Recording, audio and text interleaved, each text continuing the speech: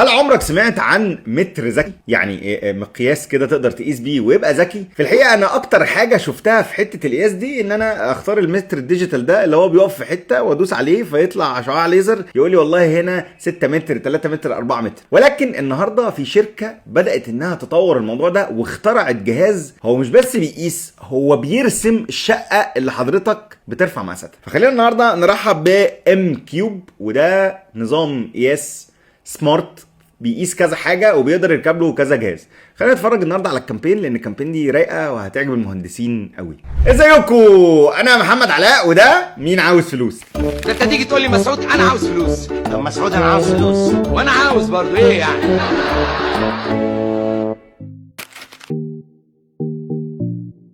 في الحقيقه احنا لما بنيجي نتكلم على انظمه القياس فاحنا عندنا نوعين من الناس الطبيعيه اللي اخرهم المتر ابو 5 6 متر ده وبيقيس حاجات بسيطه، والناس المتخصصه سواء بقى مهندسين او مساحين او حد بيرفع مقاسات على طول ومحتاج ان المتر اللي معاه يكون سمارت ويساعده في رفع المقاسات. في الحقيقه انا ليا تجربه كبيره جدا في حته رفع المقاسات، وان انا دايما ببقى في اماكن محتاج ان انا ارسمها او محتاج ان انا اعمل لها ديزاين، ففكره رفع المقاسات بتبقى معقده جدا لو انت بتشتغل بالطريقه المانيوال، وبتبقى اقل تعقيدا شويه لو بتشتغل بشعاع الليزر. ولكن في الاخر المهندس او المساح بياخد القياسات دي ويرجع على المكتب عشان يبدا يرسم او يعمل ديزاين لهذا المكان. ولكن تخيل ان هم عملوا متر صغير كده، هو مش متر الصراحه، هو ليزر سيستم او بيسموه ميجر سيستم، لان هو بيغير له موديولز كده فبيعمل حاجات مختلفه، يقدر ان هو يرفع المقاسات ويقيس كمان ويرسم الحاجه اللي انت بترفعها. الشركه بتاعته اسمها هوزو ديزاين، وهو تقريبا واخد 170 الف دولار، هو واخد $1,700,000 هونج كونج، يعني تقريبا 170 الف دولار. بس هو الفكره بتاعته حلوه وشبه الكاميرا اللي هي 360 دي اللي هو بيتغير لها موديولز كده.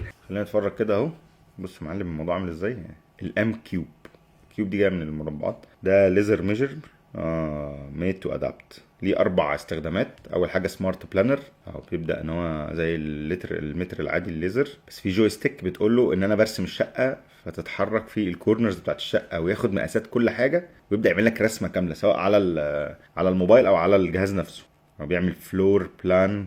واو، بص طلع فلور بلان. تقدر تشيل دي بقى وتركب الليزر سيستم بقى، اللي هو ان انت عايز تشوف الميول والكلام ده كله وتقيس يمين وشمال وفوق وتحت وتعمل كاليبريشن ل 90 درجه فيطلع لك. عارفين المهندس اللي بيقف كده يربع البيت بيسموها جرين كروس ليفل ادابت افري ورك. بيقدر كمان يجيب لك الخطوط عشان لو عايز تعلق حاجه مظبوطه. او اخر حاجه بقى بلاج كده بتقدر انت تفكه وتركبه تاني عشان يبقى عامل زي المتر اللي هو يقيس الكيرفتشر، يعني لو في حاجه نازله بكيرف او حاجه زي كده تقدر تقيس بيها. كروس لاين بروجيكشن. واو، هو اظن مهندسين اكتر ناس هيبسطوا من هذا الموضوع، ان هو في 4 استخدامات او 3 هدات و4 استخدامات، فتقدر ان انت بص 1 2 3 4 جسم رئيسي و3 حاجات تقدر تغيره على حسب استخدامك عامل ازاي. ده سعره كام بقى؟ سعره للكيت كلها سعره $250 تقريبا. ادي يا باشا ده الاساس، في جزء اساسي وبعد كده تقدر انت تغير له الحاجه. عايز تعمل فلور بلانر يعني ترسم الفلور، تمام.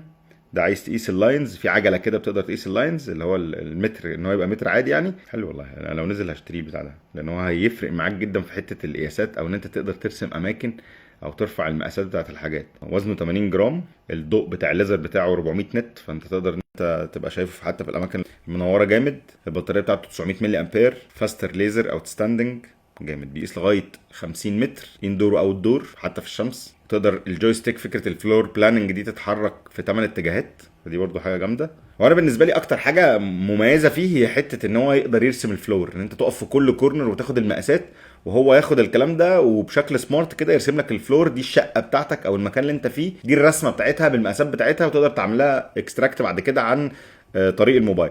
فالحته دي جامده. بقيه الحاجات هي موجوده في الماركت، ولكن هو جمع لك كل الحاجات وخلاها سمارت وصغيره وحاجه وزنها خفيف، فدي حاجه جامده. قولوا لنا كده في الكومنتس هل الموضوع ده هيفيدكم ولا لا، وهل هو جامد ولا مش جامد. وما تنسوش ان دريم 2000 عامل لنا فلاش سيل لغايه اخر رمضان على بعض المنتجات المختاره، سيب لكم اللينك بتاعها في اول كومنت، وقولوا لنا كده جامد ولا مش جامد. الحلقه النهارده هي مخصصه شويه للرجاله. طبعا الستات ما عندهمش، عندكم علاقات مع الامطار وكده. انتي تعرفي المتر؟ بتعرفي تستخدمي المتر؟ ايوه بقيس، والمازوره كمان. بس ده بوظت الانترودكشن. طب انا ابط ايه؟ مش مهم بقى، المهم الحاله النفسيه. الحاله النفسيه انت عاوز اوكي، انا عاوز اوكي، يا ريت تشوف حد يدينا وننهي المشكله.